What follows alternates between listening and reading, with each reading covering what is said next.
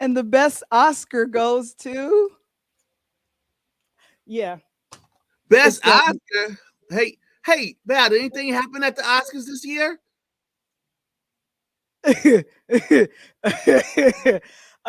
Yeah, it did. And it's time to talk about it. Let's go.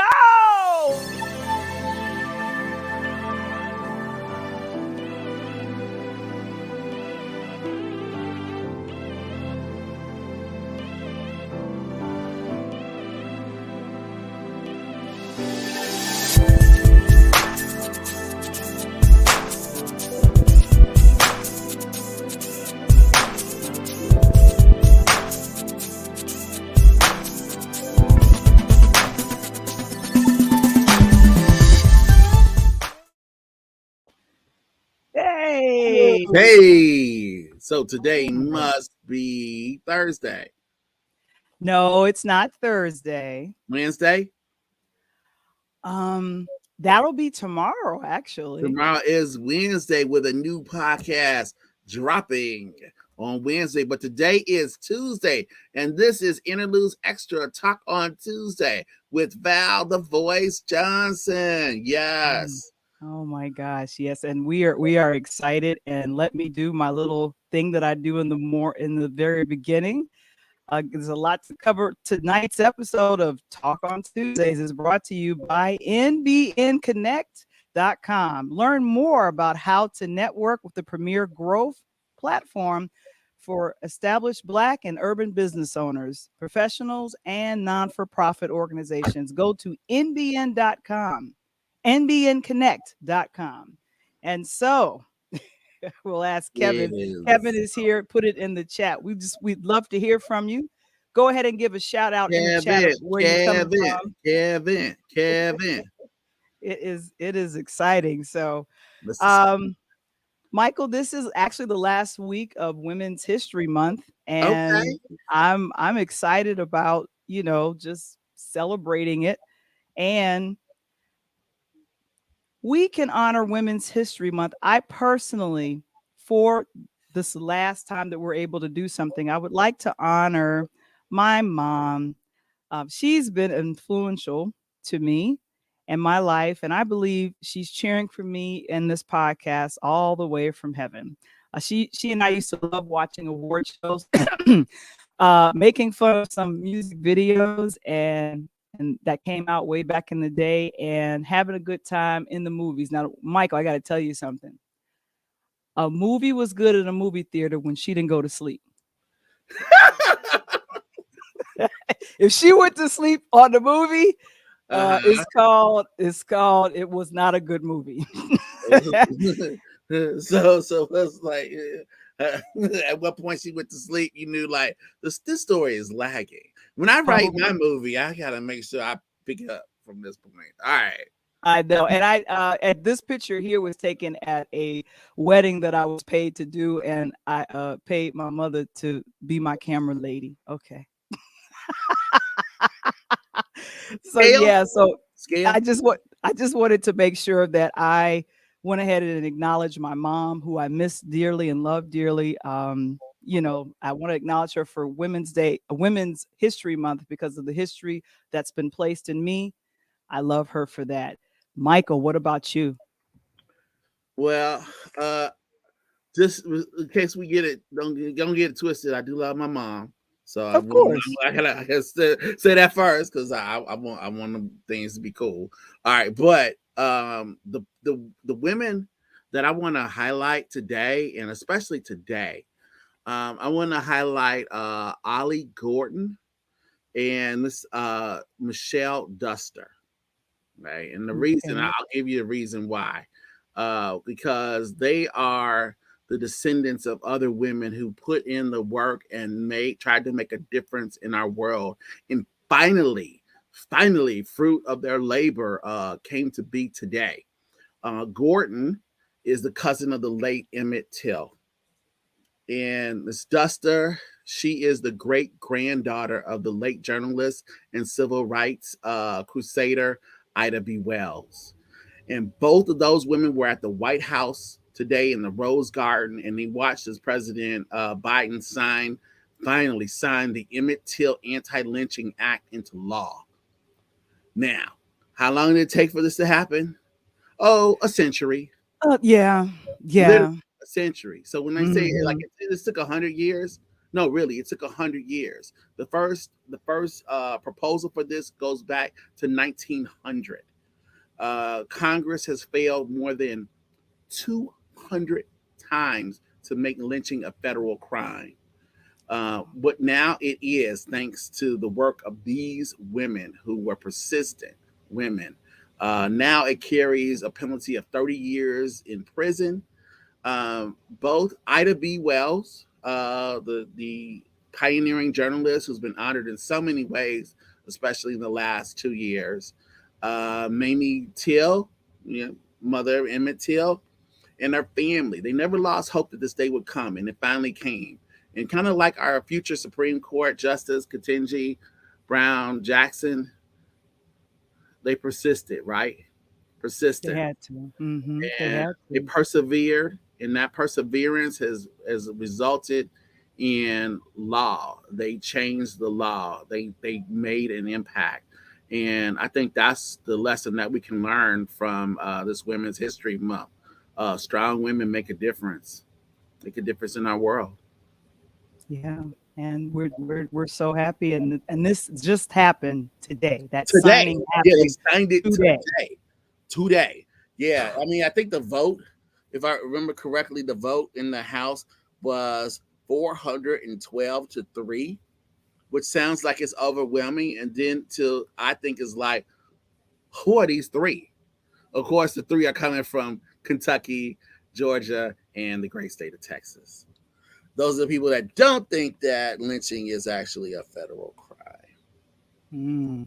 But Ida B. Wells, through her work, Ida B. Wells, one of the great books that I just happen to have laying around because I do love Ida B. Wells. My Barbie doll, I think, is coming at some point. My Ida B. Wells Barbie doll. She got a Barbie doll this year. Did you know that? Yeah, I found that Yeah, out. Yeah. Barbie doll. So this is her book. This is called the Memphis Diaries. It reads like a screenplay, and Val, I won't discuss it too much more here in public, but Harriet Tubman turned into a real good action hero, didn't she? Yes, But she she didn't have, did. but she didn't have two guns on her petticoat at all times like Ida B. Wells did. She didn't have to raise her siblings as a teenager like Ida B. Wells did. She didn't come to the North and start a campaign to make lynching the issue in America like Ida B. Wells did. And that's why Ida B. Mhm. Wells is getting all the flowers now. And that's why her great granddaughter was there at the signing. Stood out a little bit in that lime green coat. If you saw that picture, Yeah, I did. let you know Mhm. Shy was there for sure. So yeah. So President Biden said today, racial hate isn't an old problem; it is a persistent problem. It Yes. doesn't go away; it hides. But it doesn't hide when journalists like Ida B. Wells, when people are persistent like the Till family, they bring it into the light, and that light, to paraphrase a great journalist, is like a disinfectant, and it cleans it up, and it makes us better. Hopefully, Hopefully. yeah. And speaking of making things better, oh my goodness, I am very happy to open up Talk on Tuesdays because we want to just jump right into talking about the Oscars. But we decided to bring on two people that know a little bit about comedy, a little bit about performing in front of people, and who could take a good pot shot. I don't know. Michael, introduce your guest. Well, my guess is he's an actor, he's an improviser, instructor, and he's a voiceover artist extraordinaire. He's somebody that you should be familiar with if you are a follower of the Interludes podcast. Valarie and I had the pleasure of interviewing him early on in the podcast series in one of our more popular episodes, which you can go back and we'll talk about a little bit later. But I would like to bring him on. He is the Jonathan Keaton. Oh my gosh. Yes. Let's go ahead. Give him a round of applause. Absolutely. Absolutely. Yes. And I know this man can perform because I saw this man shine on stage this past weekend. And he was killing it. Oh my Woo! gosh. Woo! Taking over Shy like usual. I know. And all the way from Long Island, New York, but originally from Chicago, a dear friend to the show who has trained both myself and Michael Wamble on comedy, clean comedy. Let me make sure I emphasize that. And now she's transitioning into being a podcaster and someone that helps marrieds, which is wonderful. That's her ministry. Let's bring on Jori O'Neale. Hello, humans. How do you do? Oh my gosh. Well, I wanted to like say, oh, let's talk about the best moments of the Oscars. Let's talk about who won and Cinematography. How did the cinematography go this year? I mean, that's who what won. I'm looking for. Do we know? Do we? No, do I actually don't. I have no idea. No. And Jimmy from Brooklyn is saying, "Hey, what's up?" What's good, Jimmy? How you doing, baby?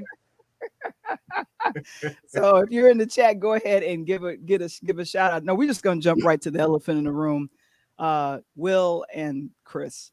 Y'all got elephants on this show now? Dang, y'all done stepped up. Man, goodness. Yeah, I mean, we had all kinds of animals. I mean, Chris was in Zootopia, right? Wasn't he? That's what we'll smack him to? Will and Jada were in it together. They did press together. Yeah. And so I'm gonna go back a little bit and show a little bit of okay, yes, that the director won for that, and then a wonderful actress won for that. Yeah. That was historic. That was historic. That was historic. But I was following everything from the red carpet. So the one thing that I wanted to make sure that I pointed out, I was actually looking at or noticing Will and Jada. Okay, this is a little bit ahead of time, but they were on the red carpet taking questions, having a good time. You know, we have one of his former co-stars of Bad Boys for Life come on. The Venus sisters opened up the Oscars, and it was just a really good time. Will was having a good time. This was all before, you know, everything kind of went south, and we saw Jada looking beautiful in this beautiful green outfit, and then that happened.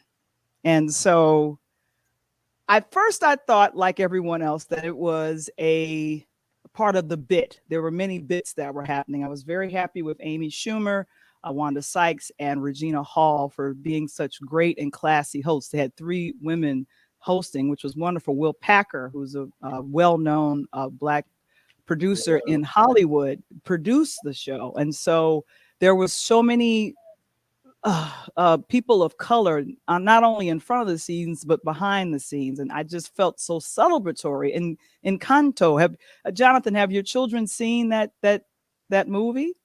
Yes, they have seen it, and they keep singing it over and over and over again. I feel What like about you? that musical by heart, and I've never seen it yet. What about you, Jori? Because you have young children too. Do I? Oh, okay. Oh my God.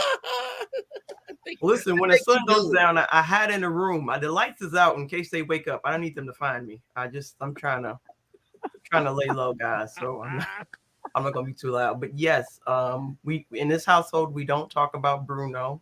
Everything is under the surface. And my daughter now speaks Spanish, so I don't understand what's happening. I say, what? How do you know what you're saying? Oh, because I don't, mommy. You know, you just Jesus just came down, spoke to you, was like, hey, Espanol, boom, there you go. No schooling for you. Do not pass go. Do not collect $200. Speak this Spanish. Hallelujah. I was like, all right, cool.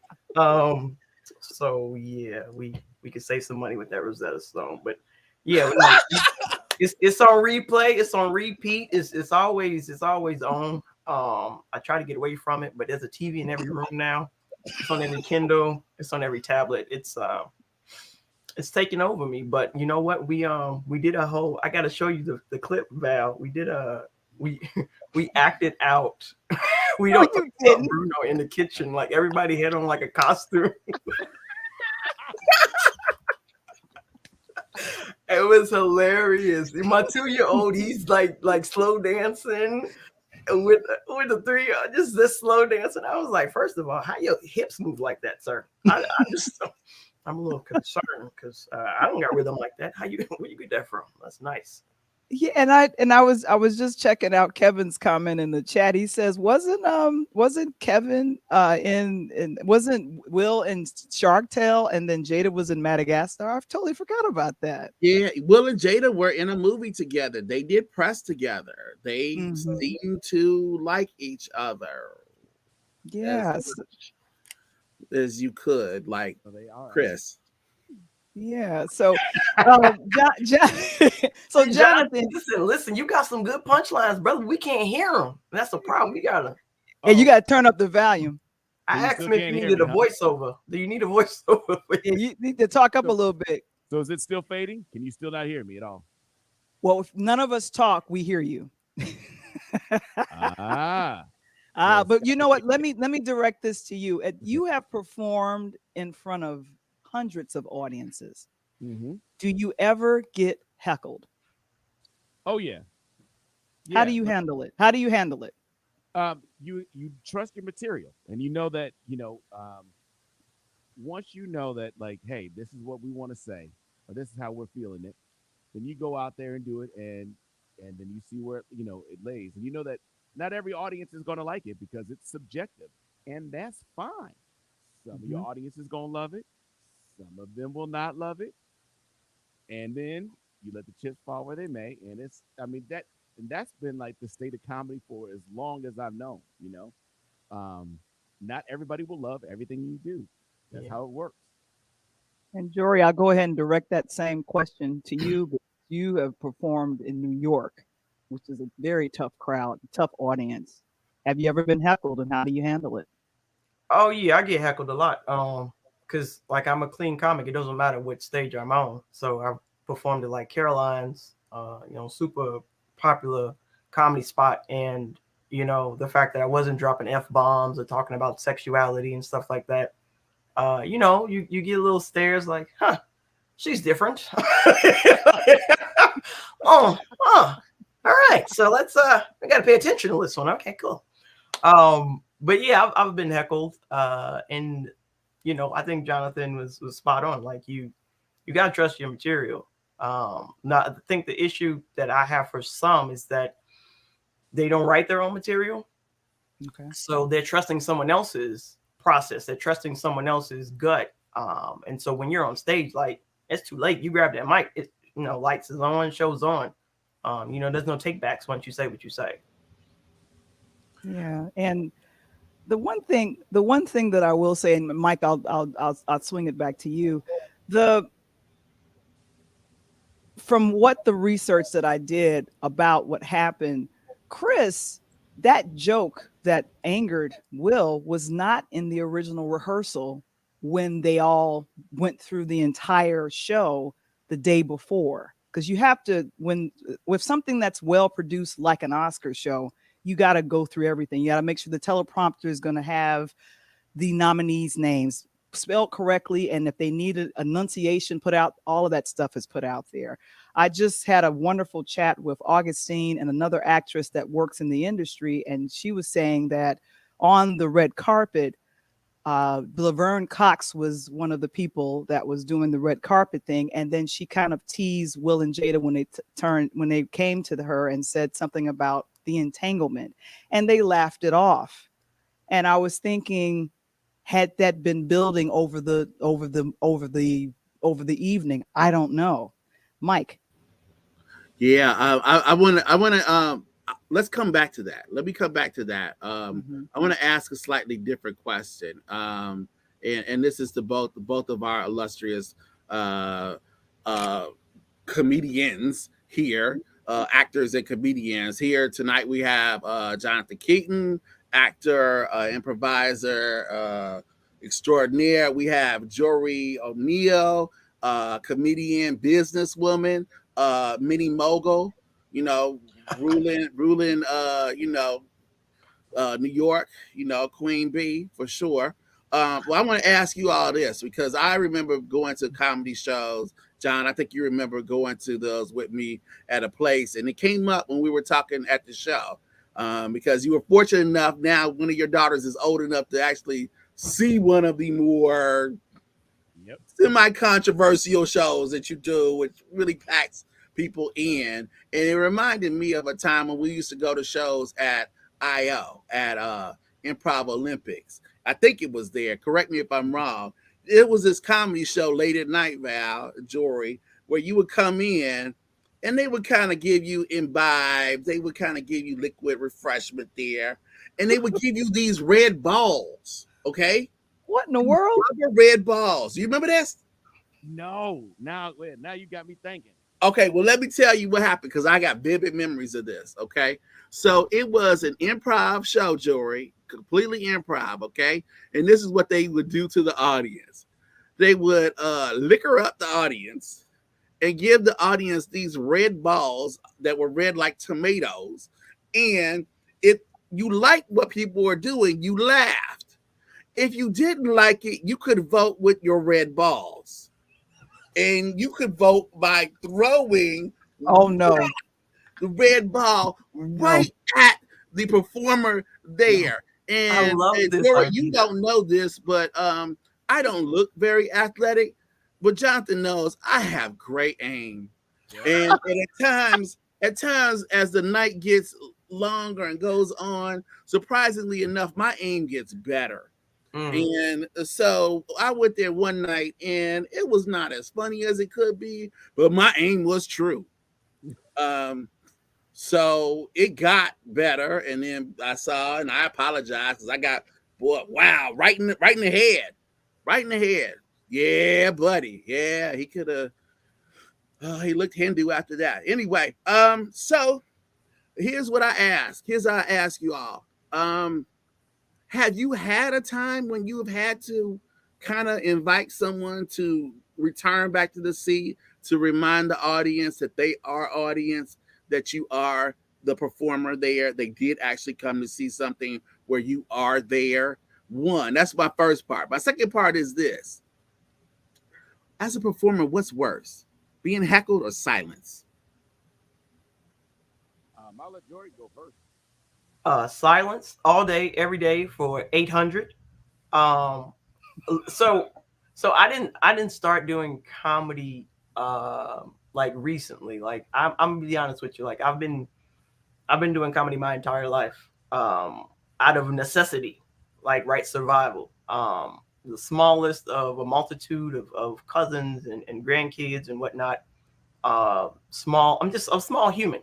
Right, I'm small, but my personality is ginormous. I got a big personality, and so I've been playing the dozens and your mama this, your mama that for a very long time. So, but I'm saved now. Thank Jesus. So I don't go there unless I have to go there, and the only time I feel like I have to go there is if you invite me there, right? Like I don't.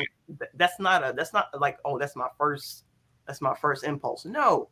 But yeah, there was a show we did.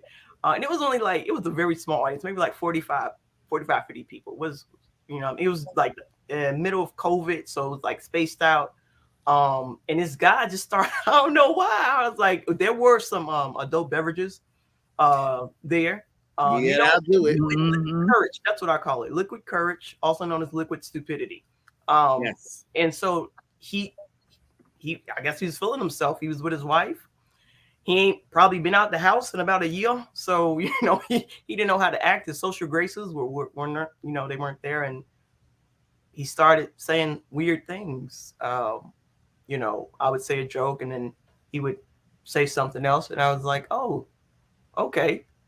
I'll let it cool. I'm good with it. We're going to keep it moving. And then it got to a point where the audience was like, yo, bro, what? Mm-hmm. Right? And then when the audience gets to the point where they're like, okay, guy, you're bugging. I'm like, all right, now I have backup. So now when I throw it, it's gonna land and it's gonna stick. Because now I got backup. You know what I mean? So Mm-hmm. I responded, not anything, offensive, but I let him know who they came to see and who they did not come to see. And he was silent the rest of the night. So before we go to John, and John, when you reply, step all the way into the microphone, make it one with your body so we can really hear you. So Jori, are there any special ways in which you do you have any go-to lines in those situations? I do, but unfortunately, I just created a comedy course, so I can't give those to you right now because they're part of my second part workshop. So it's not freestyles, it's pay styles. I'll pay styles all the way, baby. Yeah, I got 4 styles. kids, and they all need to go somewhere. Keep them moving. They need to go somewhere. That's right. So if you're here with us tonight and you're interested, if you're Aspiring interested in comics, comedy, we got some techniques for you. Don't be afraid. You know, if you got step out on the stage, Jori's got some like patented lines for you to keep it moving. To keep it moving. John, what how would you approach this?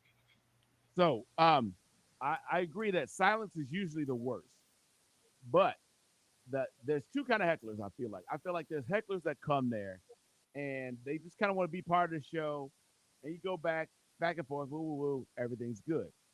Then there's the second heckler, the kind that never was, I guess, never had the gumption to step up, try it.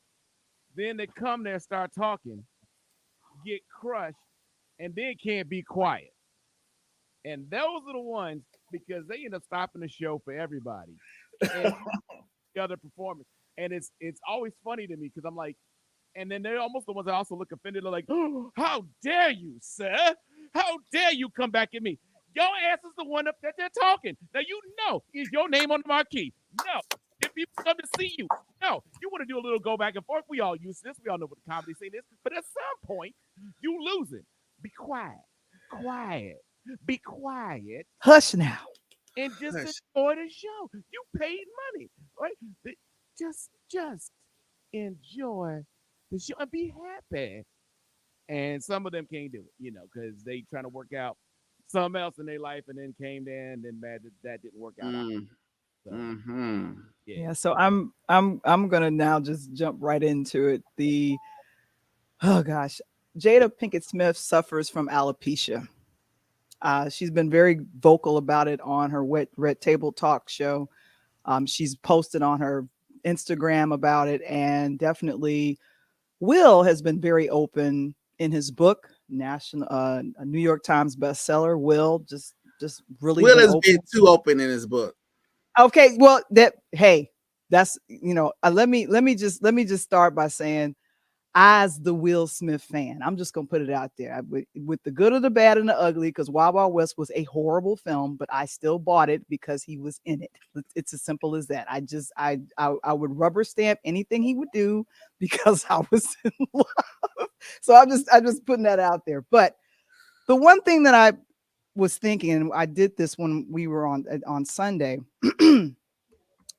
I was thinking it was a bit, because I was watching a couple of bits happen. We had Regina, pat down for COVID tests. There was another great joke where Wanda Sykes came out dressed in the character of Richard from the King Richard movie. So that was funny to me. So I'm thinking, okay, all of these great things are happening. And so you have him saying a G.I. Jane, which, this refers to a 1990s movie that came out with Demi Moore. And as I clearly remember, Will was laughing. I saw him. Everyone saw him. The camera cut to him, and just kind of that uncomfortable thing. And then Jada rolls her eyes. The camera cut away. I don't know what she said to him or what happened, but we saw him walking up on stage and slapping him and then going back. At that point, it could have been turned around as a joke, but then, Chris says, hey, me. Of course, I'm editing now. But then Will comes back with, keep your wife's name out of your mouth. And an explicitive is right there. It's just saying, and he repeats it. What I will say is this. I respect Chris to the 100th power because he kept it moving. And what made me so sad was that after that happened, all of the awards that were given out had this dark cloud of people trying to figure out, was it real or was it something else? No, he looked angry. No, he dropped an F-bomb twice and it got eerily silent. One thing I will say as a comedian, you got to make sure you got to lighten the mode. So as Sean Puffy Combs tried to do it, whatever. But when Amy Schumer came out and she was like, it took me 15 minutes to get out of the Spider-Man outfit. Did I miss something? And I was on the floor, but it made me feel some kind of relief. Jonathan, Jori, let's just ask. I've been going back and forth. People have been saying he defended his woman, and this man had no idea, shouldn't have been talking about his woman like that. Chris took it too far. And then I'm on the side of, honey, you should have just stayed in your seat. You ruined the moment, not only for yourself, but for everyone else that won an award after that. Jori, I'll start with you. What do you think? I text you what I thought a little bit, Val. It's Tuesday, folks. The Oscars over. Like, everybody get back on with your life. There's a war happening. There's black women being inducted into the Supreme Court. Like, can we talk about other stuff that's happening in the universe besides this? But since I'm on here and we talking about this, so I have many thoughts. The first thought is I don't believe she said anything. There's a look that a wife can give a husband. And Michael, I'm sure you remember this look. I know you remember this look. Yeah, right? You know that look. And that look can emasculate a man in seconds. It wasn't that long ago. I do remember the look, at least. Right? Wow. John is still in that situation. He can still get that look sometimes. I see John get that look, and I've gotten out of the way. There is a look, and I don't follow people. Like, I don't know. I didn't know she had alopecia. Like, I don't know these things. All I know is their body language from when Chris initially spoke and the camera, panned to them. It wasn't the greatest body language, right? Like, everybody else is like chummy, and they sitting on the other sides of the table, like mad far away from each other, like they still got to, observe 6 feet distance protocol. You know what I mean? Like, they're supposed to be married, I thought, right? I don't follow what's happening. So my thought was, okay, maybe they had a previous argument and it's deflection.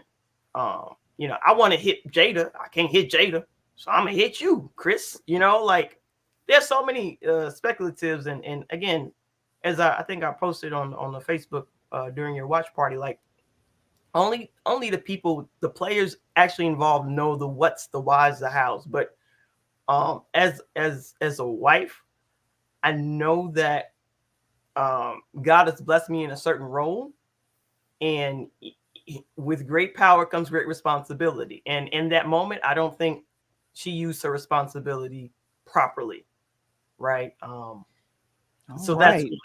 So I'm not blaming her because Chris said it, Will dealt it, but I would say that she was not innocent.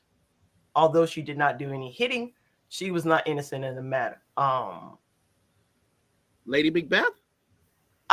Look, again, I'm not going too deep. I'm not going too deep. But I just read it with a class, and certainly Denzel just acted it out brilliantly, and not to transition too early. I thought Denzel was the man of the evening. I mean, certainly as an elder statesman, he held that whole show together. Will Packer should cut him part of that check for producing that show, because he held it together as far as I have read, Jori.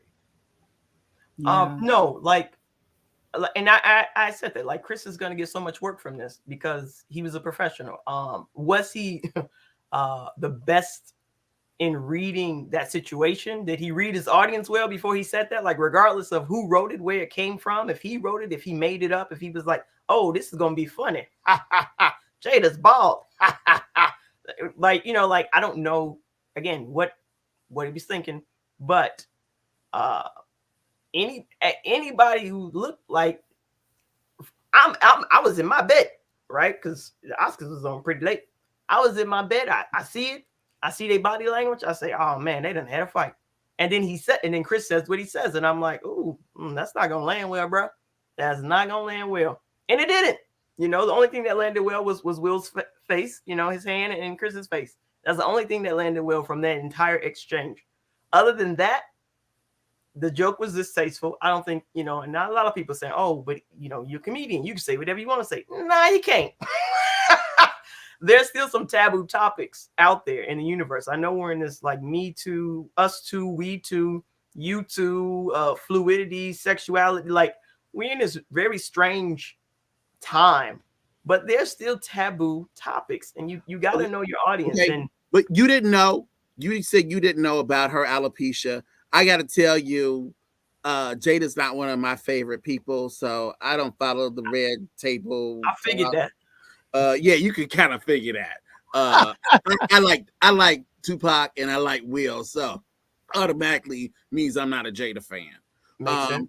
So he didn't know. He says he didn't know. I don't know if we can believe that. I don't know if we can believe that the writers of the joke didn't know that, because I know Chris probably didn't, unless he just improvised that joke, just saw her in the green with the bald head and thought, oh, she looks like an old army, you know, man. I'm gonna jump in. And didn't Chris Rock do a documentary on Black women's hair? Yes, he remember did, that. and it was extraordinary. He did good hair. It's called Good Hair. If you want to look it up, you can. It is an excellent movie. It's Chris Rock talking about Black women and hair, and he goes from all over the country. He goes to India. He goes and talks to people who are shaving their hair. That ends up in the hair in the packages at King's and other places that get bought.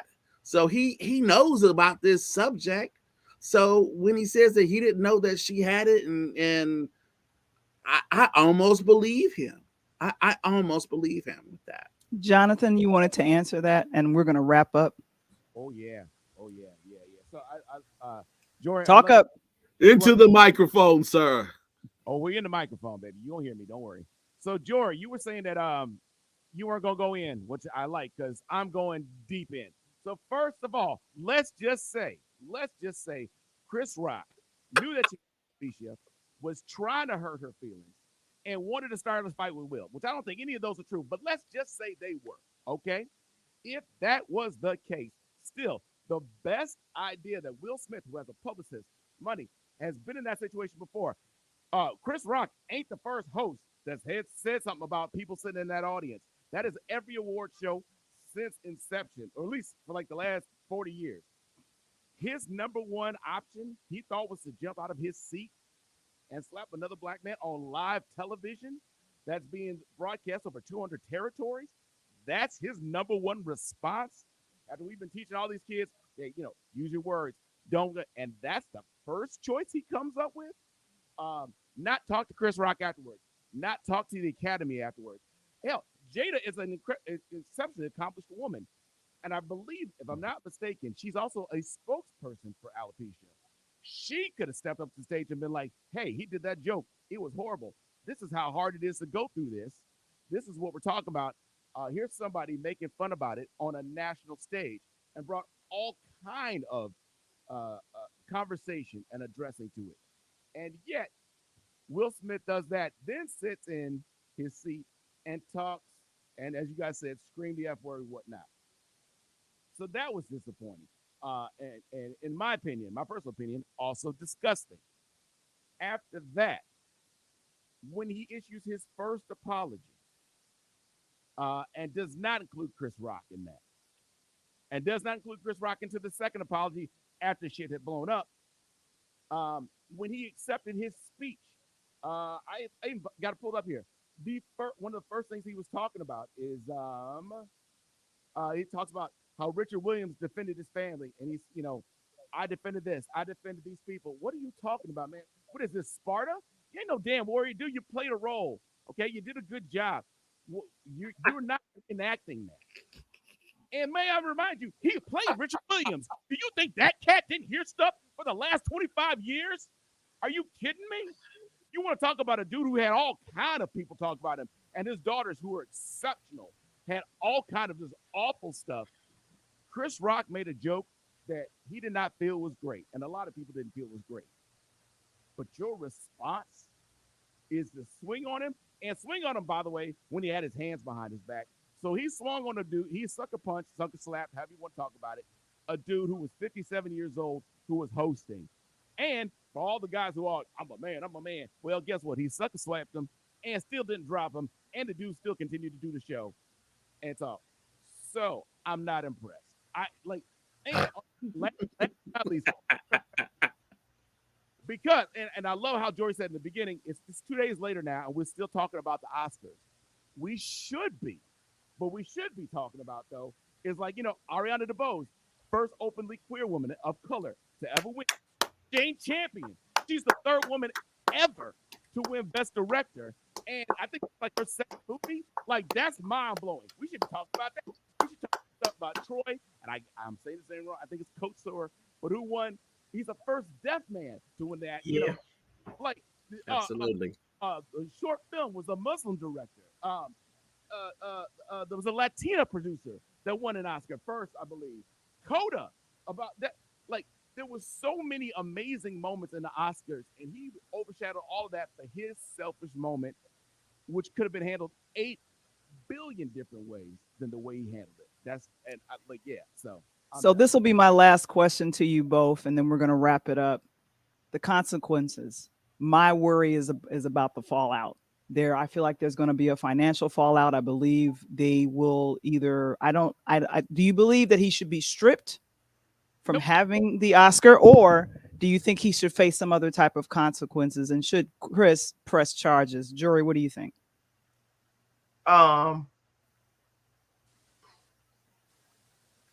Stripped of his Oscar, no. His inability to control his woman or his emotions or his hands has nothing to do with his ability to act. Those are two separate things. Okay. In terms of the fallout, I mean, look, Will's rich, Jada's rich, Chris is I.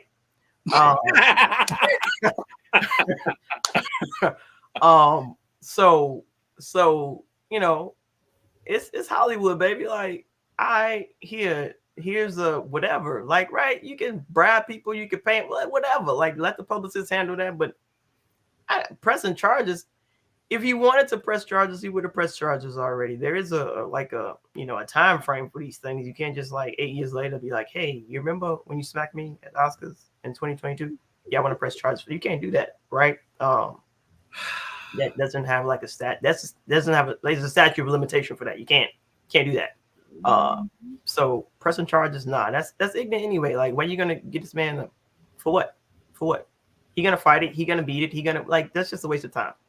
If you're gonna do that, just go ahead and give the money to the courts in the first place, because all you're doing is paying for lawyers, whatever. So nah. Listen, I know a lot of people like, oh, he shouldn't have hit him. I've been a Christian 20 years. I was raised in the street for 18 years. I haven't reached a tipping point yet. Where my time in Jesus has overcome my time in the streets. So I'm gonna plead the fifth on if I agree or disagree with his response. But in regard to the consequence, I don't think there should be a fallout. Okay, Jonathan. Yeah, Jonathan, what do you got? And speak loud so we can hear you. Even if they wanted there to be a fallout, there won't be. He's got 4 movies in production right now. They're not about to lose that kind of money. And the dude got a standing ovation for his award, like 20 minutes after it happened. So, whether I feel he should or should not have one, he's not going to. Not going to. He's gonna make money, and much like Aaron Rodgers, they just gonna be like, well, he shouldn't have done it, and they're gonna move on. So he might get suspended like the Michigan coach did for the regular season, but then make it in time for the tournament, right? Yep. Yeah, and I think Jimmy, one of the comments that I see below him, I think Will should be suspended from Oscar next year, because the tradition is if you've won the award from the previous year, you come and present. that might be stripped. I'm not sure. Now But Val, I know that, and I know we're wrapping up. I just want to mention that has happened. I know that for a fact that has happened because that happened with Casey Affleck. Casey Affleck did questionable things and was not invited back the next year. And other actors have also been disinvited even after they won, especially during the Me Too time. As things came out about them.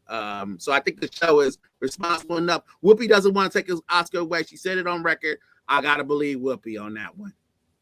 Okay. So, but anyway, guys, thank you so very much for a little overtime. Jori O'Neale, Jonathan Keaton, thank you so much for joining us, man. We appreciate you. Thank you so much for chiming in and letting us know how to take on a heckler. All stars. We got all the stars in tonight. All the interludes stars are in. And we gotta bring in our star now. We got our stars in. Oh. Boom! You took out the wrong person. I'm sorry.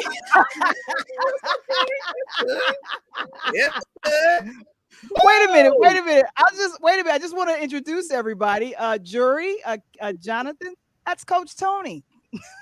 Hey, Coach Tony, what's going on, sir? Hey, man, I got a whole different take on all that stuff, but hey, I appreciate it. I think your segment is NCAA, sir. I think your segment is NCAA. You stick to your script. Stick to your script.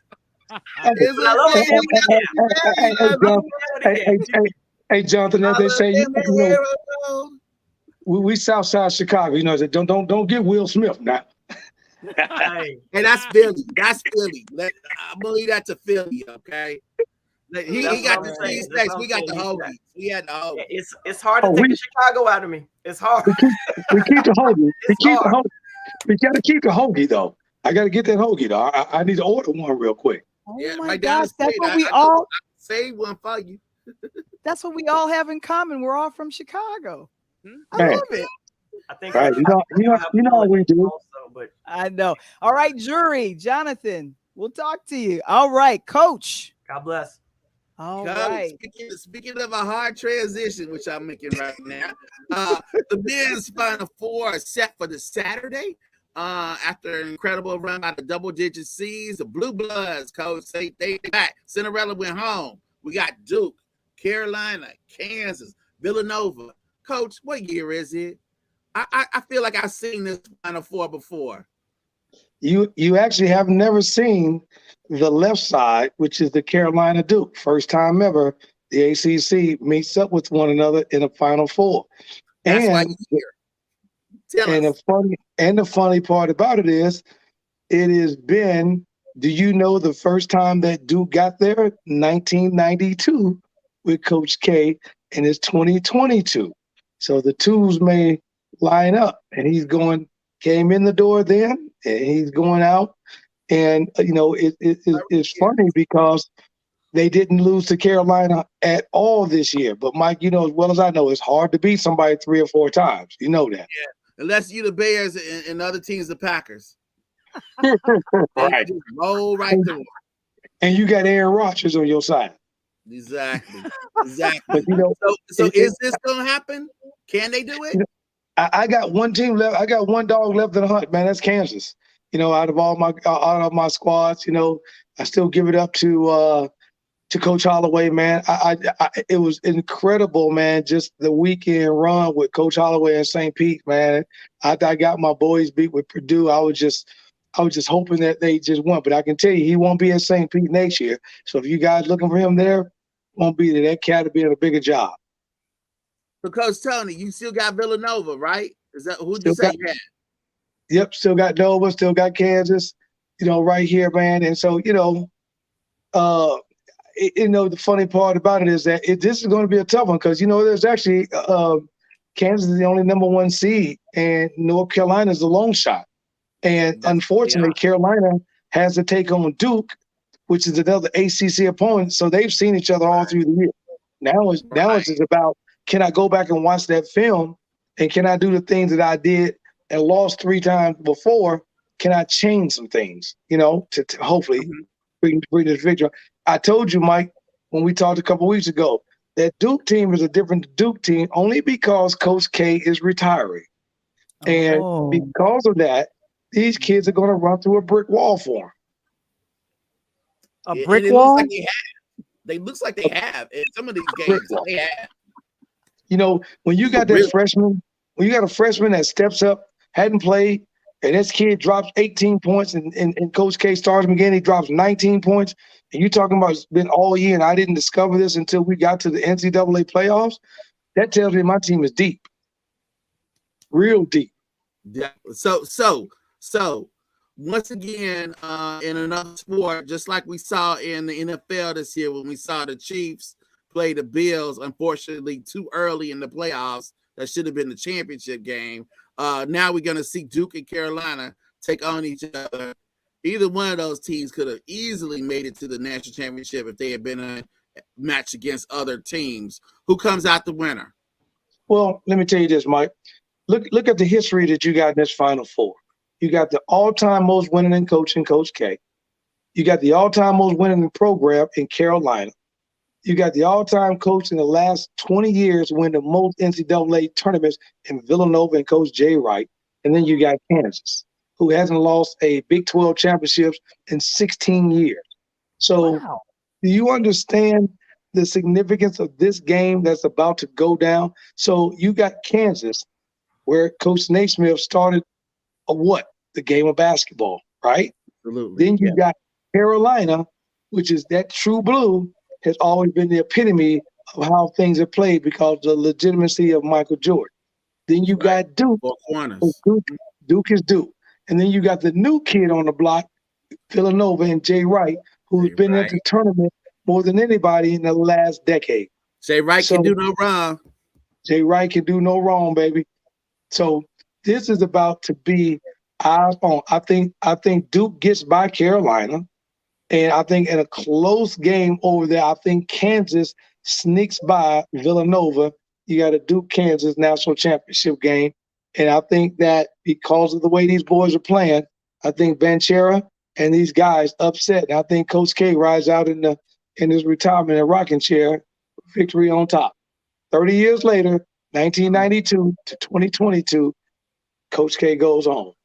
Oh no, my heart! I'm turning my TV off. In Wait a minute. 10 minutes left. If I start seeing that, Coach, I'm gone. I can't take it. I can't take it no more. I know it's the man's last year, but I mean, some of these, my heart can't take it. I already saw. I thought Tom Brady go bye-bye, and I was really happy, and then he returned. I don't want Coach K to win and go like on second thought.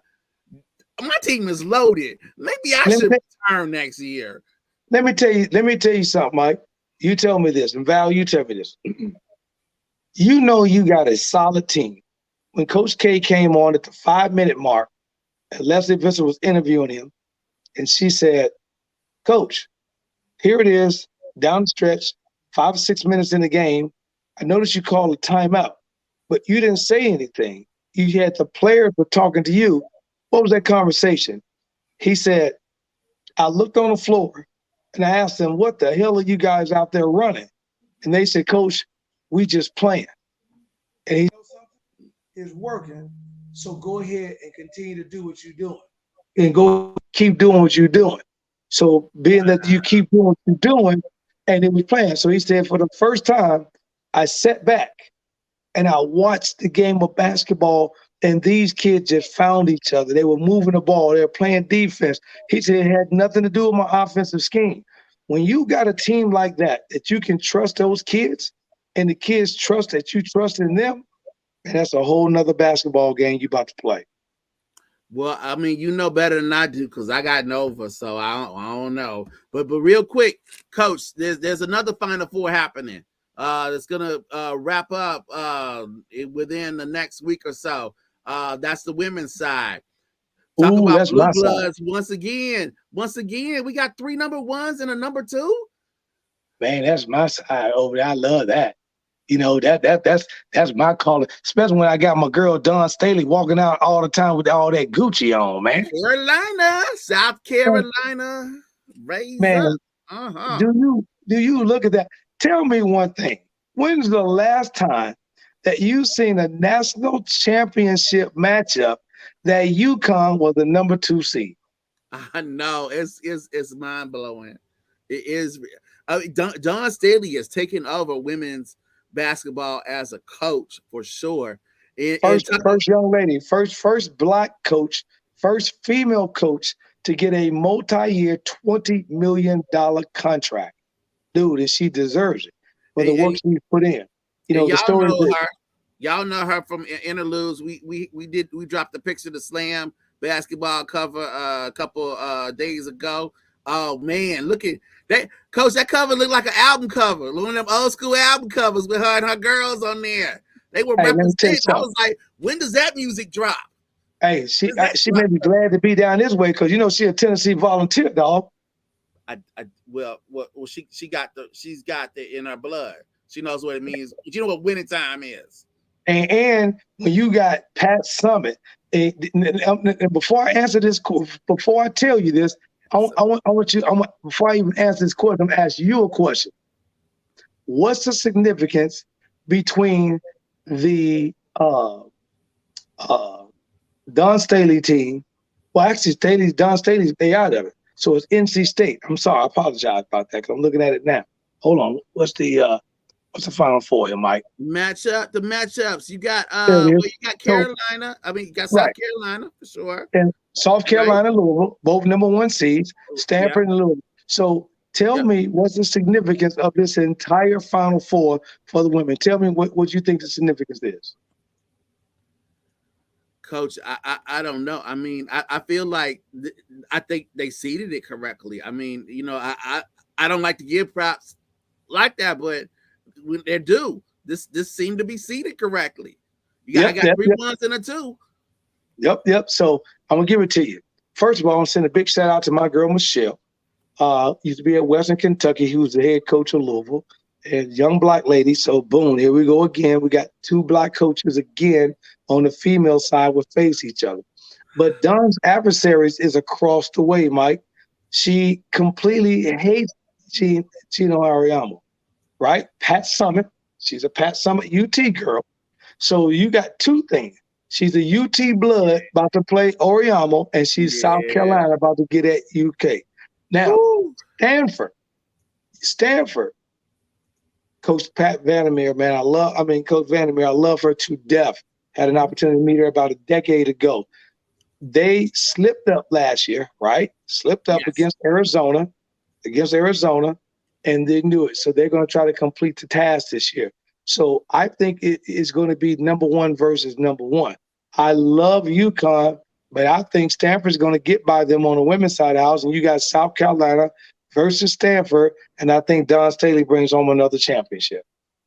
Okay, so in closing, you got South Carolina and who? South Carolina and Stanford on the women, with South Carolina winning. I got Duke, Kansas on the other side, with Duke coming home, Coach K. Okay, all right. So South Carolina and Duke. Those are going to be our champions. So for entertainment purposes only. Oh, that's right. Don't bet. Entertainment purposes only. Entertainment purposes only. South Carolina and Duke. Yeah, don't be calling me because you had to take the dog and put the dog up for sale. Don't be calling.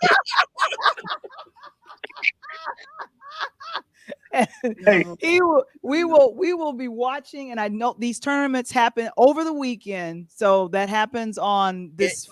And early into next week, and before the Final Four, we'll go there. Right.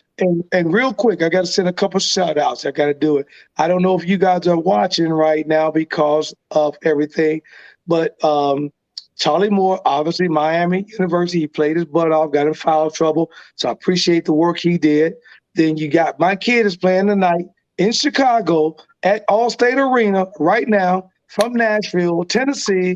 Mr. Brandon Miller, Mr. Basketball, State of Tennessee, Cane Ridge High School, class of 22, and possibly first round draft pick in 23 because he's going to University of Alabama.